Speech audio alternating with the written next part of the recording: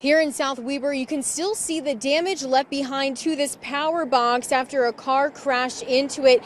You can clearly see the power cord still lying on the ground right there. Now, I caught up with some bystanders who work across the street at Highmark Charter School and found out if it wasn't for their efforts, there may have been a very different outcome. It seems like your average day at Highmark Charter School. Athletic Director Clay Jackson was putting equipment away on the field when something caught his eye. I kind of look over, and what I saw was, truthfully, I just see this car going up and down.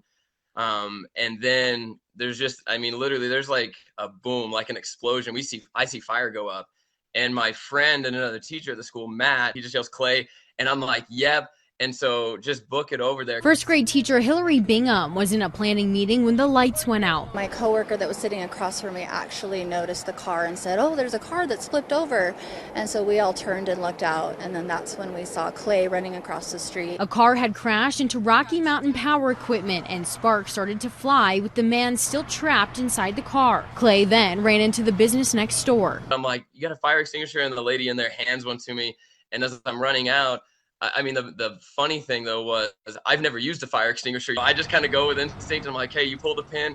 And I pointed at it and just start kind of hosing down the fire. The man was taken to the hospital with non-life-threatening injuries. And besides being without power, nearby businesses are still standing. The car could have caught on fire.